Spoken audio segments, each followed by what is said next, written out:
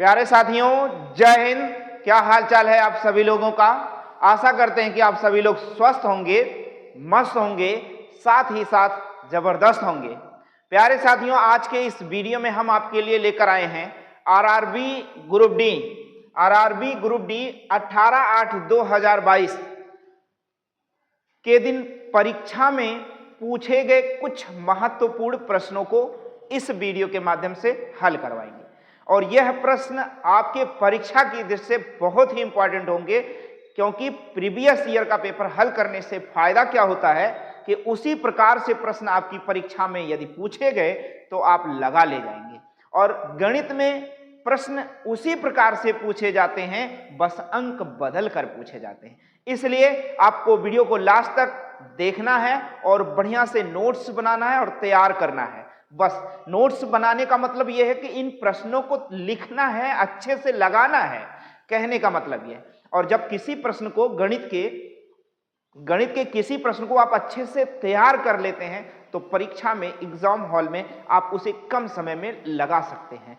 तो चलिए देखते हैं आज के इस वीडियो का पहला प्रश्न क्या कहता है। समझिए, कहता है, देखिए कितना आसान सा सवाल। विभिन्न परीक्षाओं में ऐसा सवाल दिया जाता है, आसान सा सवाल। कह रहा है कि इसका मान ज्ञात कीजिए। तो मान ज्ञात करना तो भाई भाग करना है, 0.0486 में भाग देना है 0.002 से। बात समझ गए ना। तो देखो 3 अंक दशमलव, ऊपर 4 अंक, तो नीचे 3 अंक का दशमलव, 3 अंक दशमलव खत्म, ऊपर 1 अंक दशमलव रह गया। और अब लिखा क्या जा सकता है, 48.6/2 लिखा जा सकता है। 2 दूनी 4, 2 चौके 8, 2 तिया 6, यह जहां कहीं भी हो आपका ऑप्शन यानी उत्तर हो जाएगा। 24.3 आपके प्रश्न का उत्तर हो गया। अब मैं बताऊं आपको, भाग में दशमलव घटता है और गुणा में दशमलव बढ़ता है। जैसे अगर मैं लिख दूं 1.2 गुणे में 0.003 लिख दिया जाए तो इनका गुणा क्या होगा। पहले तो आप 12 तिया 36 कर लेना। अब 3 और एक 4 अंक पे दशमलव लगाना, 1 2 3 एक 4 अंक पे दशमलव सवाल का उत्तर होगा। लेकिन भाग में देखो 4 अंक ऊपर, नीचे 3 अंक, दोनों घटकर 1 अंक दशमलव रह गया। लेकिन गुणा में क्या, 3 एक 4 अंक पर दशमलव लग गया, बढ़ गया।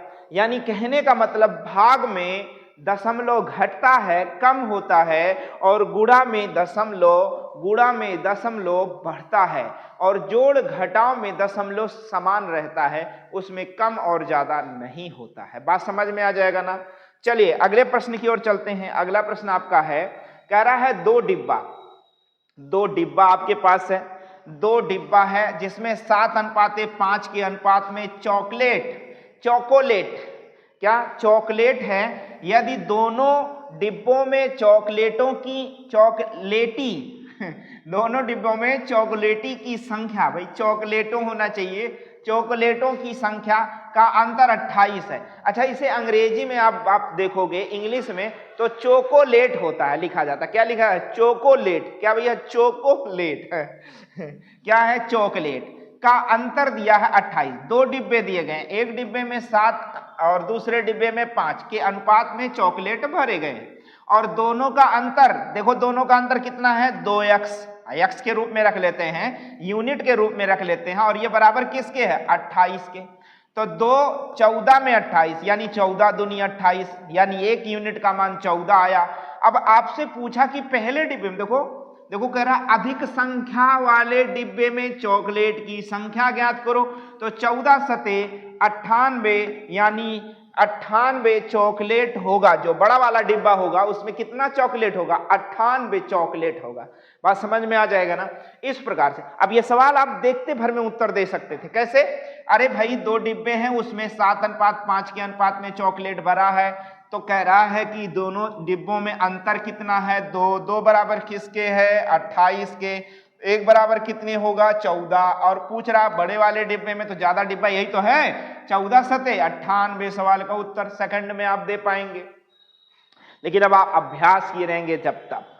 बात समझ गए ना। अब इस सवाल को मान लो दूसरे तरीके से लगाना होता बेसिक तौर पर, तो पहले डिब्बे में 7x चॉकलेट, दूसरे में 5x चॉकलेट, और दोनों का अंतर मीन्स ज्यादा में से कम को घटाना, बराबर किसके बताएगा 28 के। यहाँ देखो 2x आएगा, 2x बराबर 28 के, 2 गुणे में तो 2 बटे में, x का मान 2, 14 में 28 आ जाएगा। अब देखो इस डिब्बे में 14 सत्ते 98 चॉकलेट है, इसमें 14 पच्चे 70 चॉकलेट है, बताओ किसमें ज्यादा चॉकलेट है, तो 98 वाले में ज्यादा चॉकलेट है, सवाल का उत्तर हो जाएगा। बात समझ में आ जाएगा ना।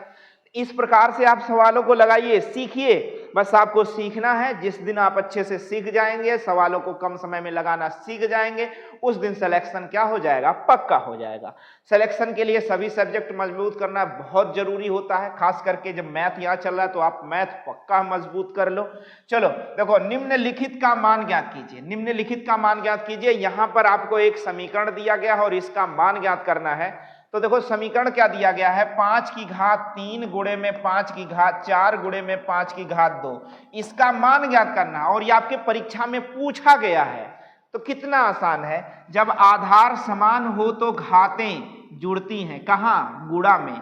जब आधार समान हो, गुणा में घातें जुड़ती हैं, तो 5 की घात 3 धन 4 धन 2, यानी 5 की घात 4 3 7 2 9, सवाल का उत्तर हो जाएगा, यानी ऑप्शन नंबर ए सवाल का। अब इससे संबंधित कुछ नियम मैं आपको बता दूं। जब पहला नियम समझो, जब आधार समान हो तो आधार समान हो, x की घात a इंटू एक्स की घात b इंटू एक्स की घात c, जब आधार समान हो तो गुणा में घातें जुड़ती हैं, ये आपको याद रखना है। कहीं भी मिले जब आधार समान हो तो गुणा में घातें जुड़ती हैं, ये आपको याद रखना है। यह आपको याद हो जाएगा, आधार समान हो तो गुणा में घातें जुड़ती हैं। दूसरा आपको आधार समान हो तो भाग में, आधार समान हो तो भाग में घातें घटती हैं, यह आपको याद रखना है। कभी कभी ये आपको x की घात बटे में x की घात b ऐसा दिया हो, तब भी x की घात a माइनस b होता। अगर घात की घात मिल जाए आपको, x की घात a की घात b मिल जाए, तो ऐसे में इसे लिखा जा सकता है, x की घात a भी लिखा जाता है। और तीसरे के बाद चौथा नियम आपको बता दूं, x की घात a बराबर x की घात b हो, आधार समान हो, बराबर में घातें बराबर लिखी जा सकती हैं। पांचवा मैं आपको बता दूं, x की घात 0 बराबर सदैव 1 होता है। छठवां नियम, x की घात माइनस a बराबर होता है 1/x की घात प्लस a होता है। बातें समझ गए ना। यह सारी बातें आपको याद रखनी है, तब जाके ऐसे चैप्टर का सवाल आप तुरंत लगा पाओगे। बातें समझ में आ जाएगा ना। ये चैप्टर है घातांक करणी। यहां से एक सवाल बहुत ही आसान पूछ लिया कि गुणा गुणा, आधार समान हो तो गुणा में घातें जुड़ जाएंगी। 4 3 7 2 9, 5 की घात 9, तुरंत देखते भर में आप उत्तर दे पाओगे यदि इन सभी नियमों को जानोगे तब। क्या बात समझ में आ जाएंगी। अगर यहां पर और बहुत सारे नियम है, बताया जाए तो 15 नियम बन जाएगा, लेकिन इतना बहुत जरूरी है। एक अपवादित है, उसे भी आप समझ लो। जैसे यही दिया है, x की घात a की घात b is not equal to x की घात a की घात b, यह आपस में एक दूसरे के बराबर नहीं होता है। और भी बहुत सारे नियम है, बस इतना बहुत जरूरी था। चलिए आगे चलते हैं अगले प्रश्न की ओर। अगला प्रश्न कह रहा है, यदि तीन संख्याओं का अनुपात 5:6:8 है, यानी 5:6:8 है, और कह रहा उनके वर्गों का योग 1250 है, तो वर्गों का योग पहले 5x निकाल लो, 6x निकाल लो, 8x निकाल लो, इनके वर्ग कर लो, वर्ग और योग कर लो, तो क्या आ जाएगा 1250 है। बस चलो पंचम 25x स्क्वायर प्लस में 6 का 36x square plus 8 28 64x square बराबर 1250। 36 64 100 प्लस 25 125 x स्क्वायर बराबर 1250। 125 बटे में जाकर 125 से 25 कट जाएगा, x स्क्वायर रह जाएगा 10। वर्ग का उल्टा वर्गमूल होता है, अतः x बराबर अंडर रूट में क्या आ गया 10 आ गया। तो पहली संख्या क्या होगी 5√10 होगी, दूसरी संख्या होगी 6√10 होगा, तीसरी 8√10 होगा। कह रहा इनका गुणनफल, यानी इन्हीं का आपस में क्या बताना है, गुणनफल बताना है।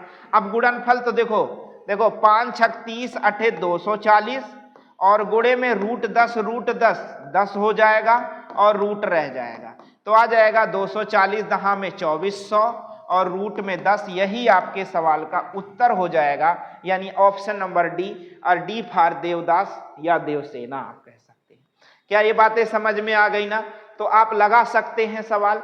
अब इस सवाल को इतना बड़ा नहीं आपको खींचना था, बस देखना है कि यदि 3 संख्याओं का अनुपात ये दिया गया है तो उनके वर्गों का योग।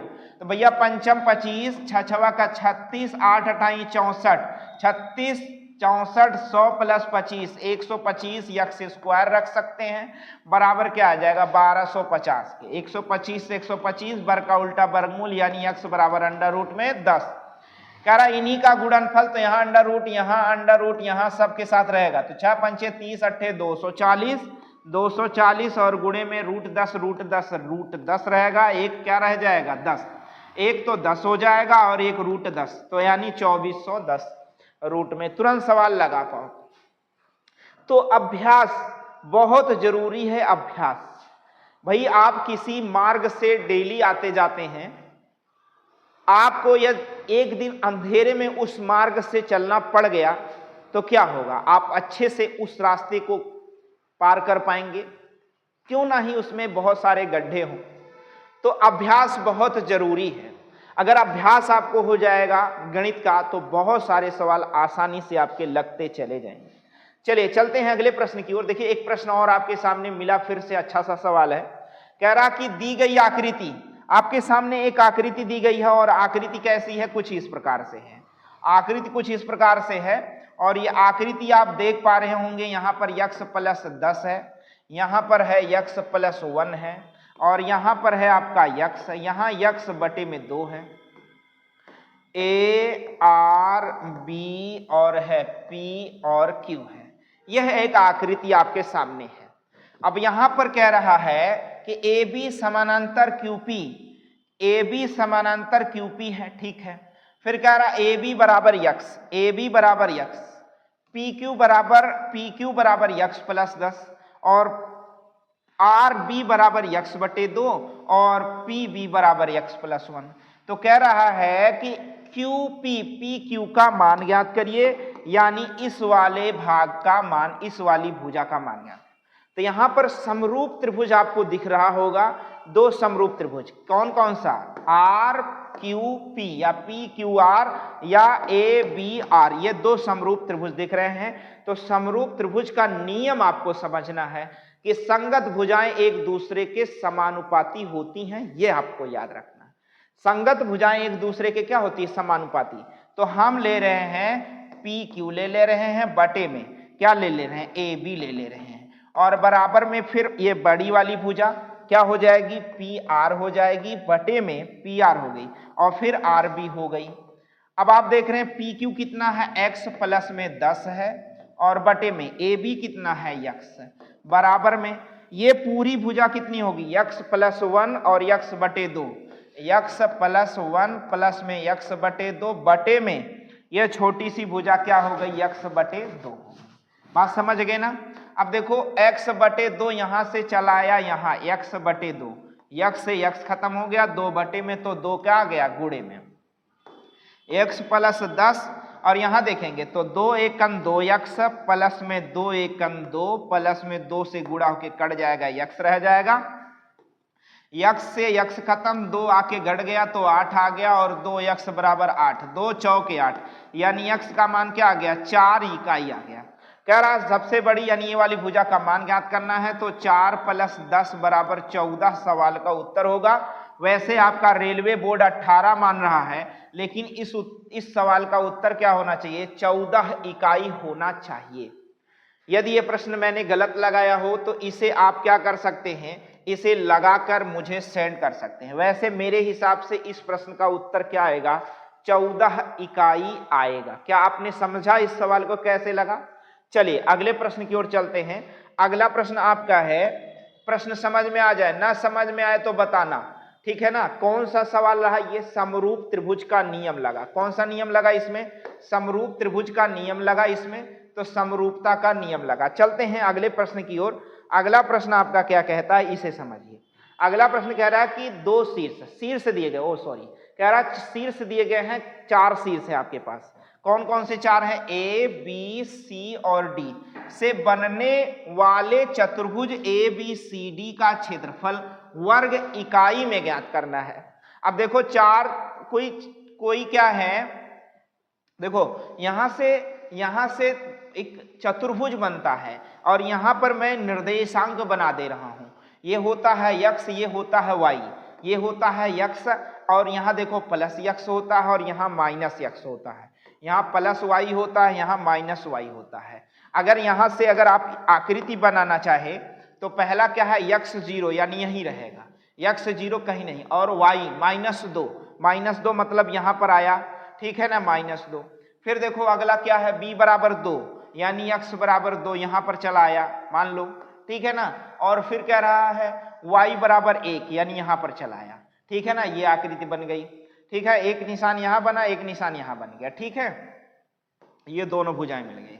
फिर c बराबर 0 रहेगा और y बराबर 4 प्लस में यानी यहाँ पर आ गया और ये दोनों मिल गया। फिर उसके बाद d बराबर -2 x के रूप में और 1 y बराबर 1 यानी यहाँ पर। तो ये देखो आपका एक चतुर्भुज बन गया, यह चतुर्भुज बन गया। यह आकृति क्या थी, 0 और क्या थी, -2 थी, और यह आकृति क्या थी, 2 और 1 थी, और यह आकृति आपकी 0 और 4 थी, और यह आकृति -2 और 1 थी। ये आपके चतुर्भुज बने, ठीक है ना। अब इसका नामकरण भी मैं कर देता हूं, आपके सामने कर देता हूं। चलो, इसका नाम क्या था ए, और इसका नाम क्या था बी, और इसका नाम क्या था सी, और इसका नाम क्या था डी। बाबू इतना बड़ा एग्जाम में तो नहीं करेंगे, लेकिन मैंने आपको समझाया। अब यहां पर आपका बनेगा क्या, ए बी और सी, ए बी आप करोगे त्रिभुज ए बी सी का क्षेत्रफल प्लस में सी डी ए का क्षेत्रफल, क्या लगाओगे, ए बी सी डी का क्षेत्रफल, आप ऐसे कर सकते हो, ठीक है ना, या ऐसे कह सकते हो सी डी ए का क्षेत्रफल, ठीक है ना, सी डी ए का क्षेत्रफल, बी सी डी आप ऐसे करोगे, बी सी डी का क्षेत्रफल, बी सी डी का क्षेत्रफल, ठीक है ना, समझ गए ना। दो त्रिभुज का क्षेत्रफल लेकर चलना है, इनको तो एक बार लेकर चलना है, फिर इनको लेकर एक बार चलना है, तब जाके दो त्रिभुज बनेगा और दोनों त्रिभुज के क्षेत्रफल का योग बराबर क्या हो जाएगा। बात समझ गए ना, ये आकृति समझ में आ जाएगी। इस प्रकार से हम क्षेत्रफल निकालेंगे तब जाके सवाल लगेगा हमारा। क्या बात समझ गए ना। अब देखो मैं आपको समझाता हूं, जैसे मैं निर्देशांक यदि हटा दूं तो क्या कहता है, देखो फिर देखो क्या कहता है, ए बी सी का क्षेत्रफल, ठीक है ना। फिर उसके बाद हमारा आ जाएगा सी डी ए का क्षेत्रफल, ठीक है ना। अब इस प्रकार से इन्हें लगाना है, तो निर्देशांक के माध्यम से। अब चलिए सवाल लगाते हैं, आपको समझ में आ जाएगा कि किस प्रकार से ये चतुर्भुज बनेगा। तो दो प्रकार से लगाना है, एक बार ए बी सी को लेकर, एक बार बी सी डी को लेकर हल करना है, तब जाके सवाल का उत्तर बनेगा। तो यहां पर एक सूत्र काम करता है, 1/2 त्रिभुज का क्षेत्रफल लगाना है। क्या लगाना है, त्रिभुज का क्षेत्रफल ए बी 1/2 x1, और यहां पर लगेगा आपका y2 माइनस y3, फिर x2, फिर लगेगा y3 minus y2 y3 y1, फिर लगेगा x3, फिर लगेगा y1 माइनस y2। यह सूत्र लगाओगे। अब यहां से देखो ये क्या है, x1 आपको करना पड़ेगा भैया, कभी कभी कुछ सवाल आपको बड़े मिल जाएंगे जिसे आपको हल करने में थोड़ी सी समस्या आएगी, लेकिन सूत्र अगर याद रहेगा तो लग जाएगा। x1 y1, x2 y2, x3 y3, ठीक है ना, बात समझ में आया।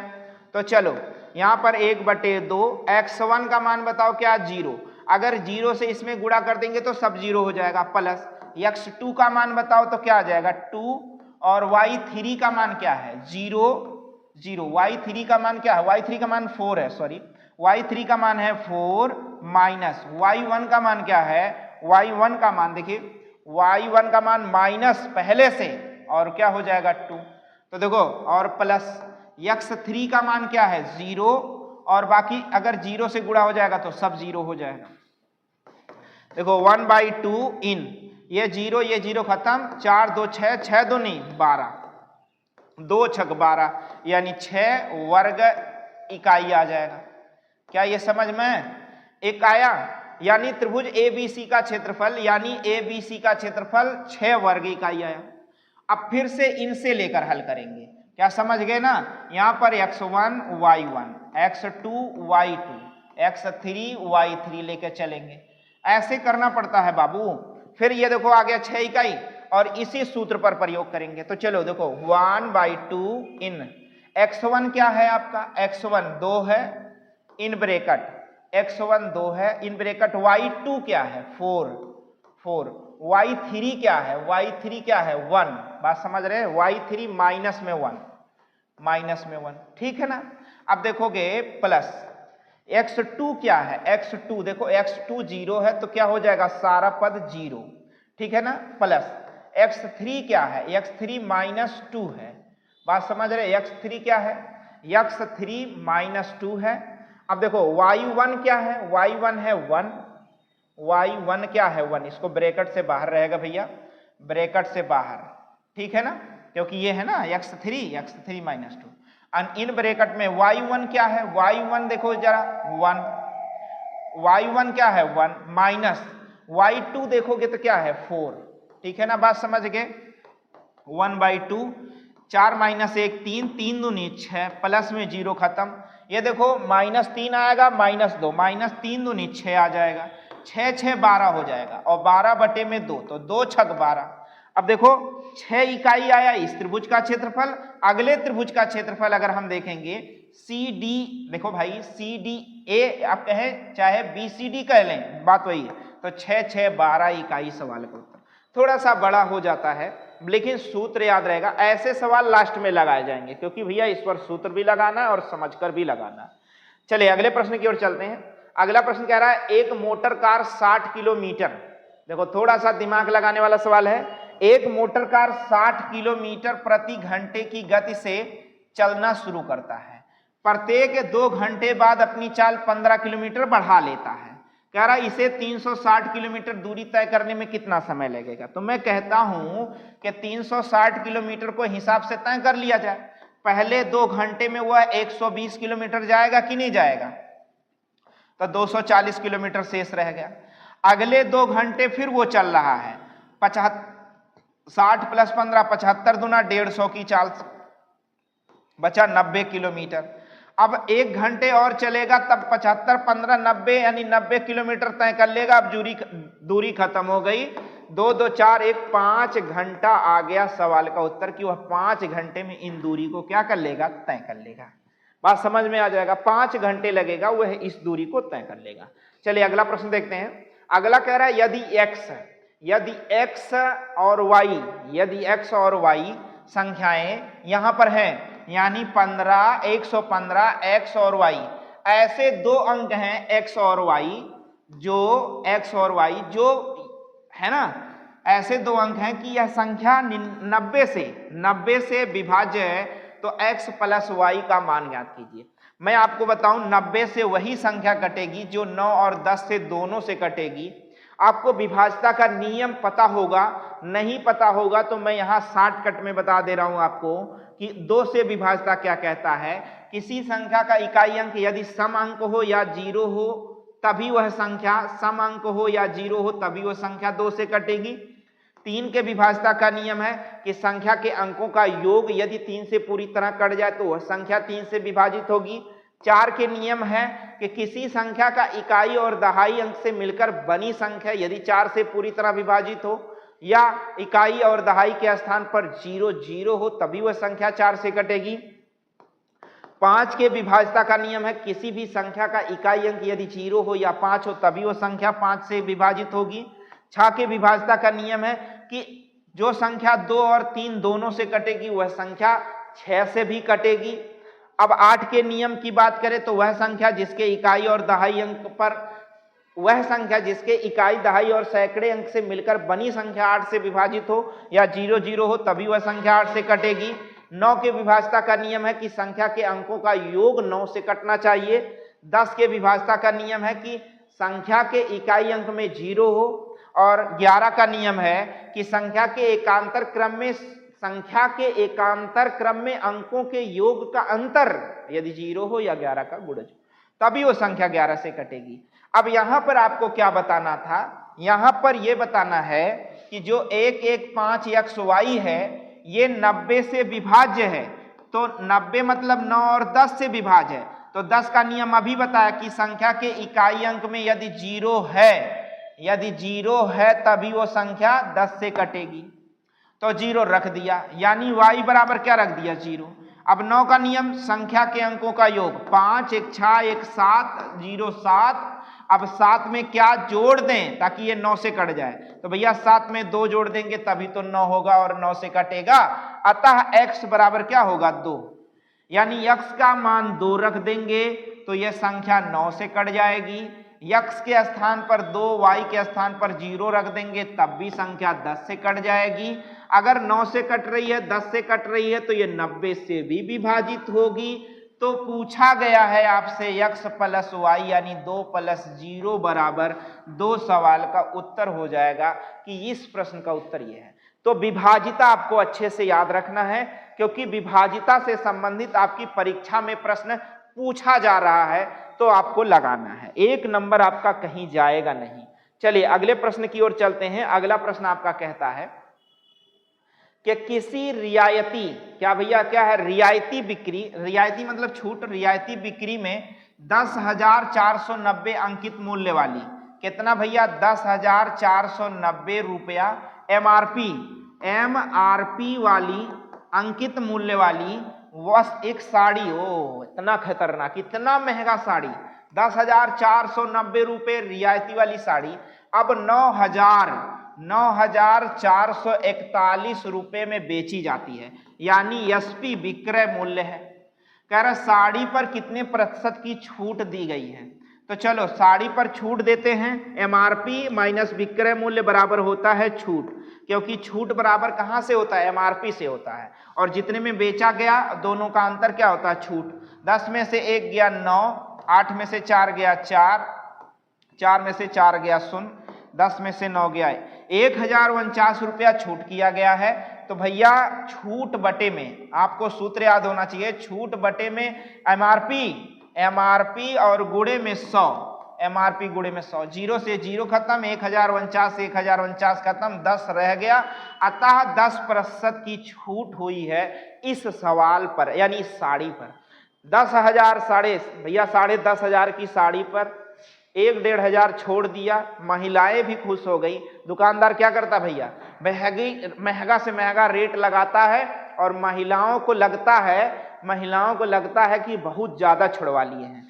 10,500 का साड़ी 9,000 में खरीद के लाए। घर पर जब आती है महिलाएं क्या कहती है कि बहिनी आज तो हम सड़िया वाले ठग ले हैं। क्या किए हैं सड़िया वाले ठग ले हैं, 10,500 का साड़ी 90,000 में खरीद ले हैं, ऐसा महिलाएं कहती है। लेकिन महिलाओं को यह पता नहीं है कि दुकानदार ने पहले से उस पर इतना एक्स्ट्रा रेट लगा दिया था कि आप छुड़वाओगे तो कितना छुड़वाओगे, और जितना ज्यादा से ज्यादा छुड़वा लोगे खुश हो जाओगे, फिर दोबारा वापस आओगे। तो देखा बहनी लोगन ध्यान रहा कि अगर दुकानी पे चढ़ला कोनो दुकानी पर तो ओकर रेट देखला, हिसाब से रेट लगावा। अगर 10,000 का साड़ी बा तो 5,000 रेट लगावा। वो बात समझ में आयल कि ना हमार? हाँ, अगर समझ में आयल हो तो लाइक शेयर और साथे साथे सब्सक्राइब भी कर लिहल जाई, अगर ना के अभी तक चैनल के ना किहल गईल बा तो। चला अगले सवाल पे चलल जा। अगला सवाल ध्यान दिया जाए। अगला सवाल है आपका, कह रहा कि समीकरण, क्या दिया भैया समीकरण, एक समीकरण आपको दिया गया है।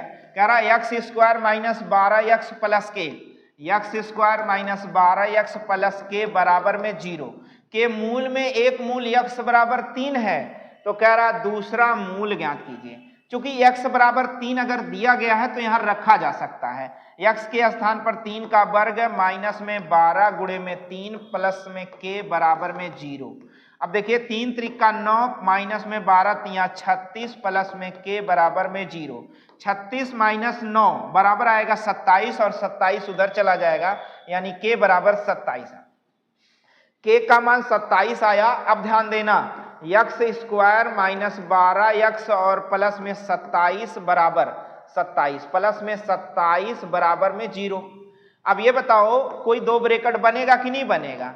9 तिरिक 27, यहाँ एक्स स्क्वायर के नाते एक्स 9 तिरिक 27 और 12 9 3 12, दोनों को माइनस ले लेते हैं। देखो -9 -3 प्लस 27, -9 -3 -12, भाई दोनों को जोड़ोगे तो -12 आएगा, दोनों को घटाओगे तो +27 आएगा।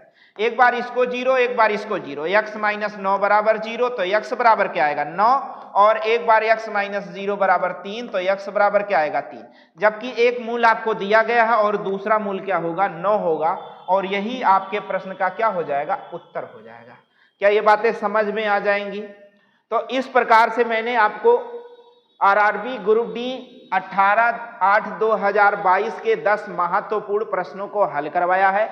इसी के माध्यम से अब देखो भाई आपको यह स्लाइड यानी यह जो वीडियो है इसको आपको 2 से 3 बार देख लेना है अच्छे से। अगर आप जानकारी को अपनी पक्का करना चाहते हैं तो यह वीडियो को लास्ट तक देखना है और 2 से 3 बार देखना है, 1-2 बार अपने आप से लगाना है, तब जाके यह सारे सवाल आपके पक्के हो जाएंगे। और जब आपकी परीक्षा में आएंगे तो आप भूलेंगे नहीं, बेझिझक सवाल को टिक करेंगे और लगाएंगे। क्या बातें समझ में आ जाएंगी?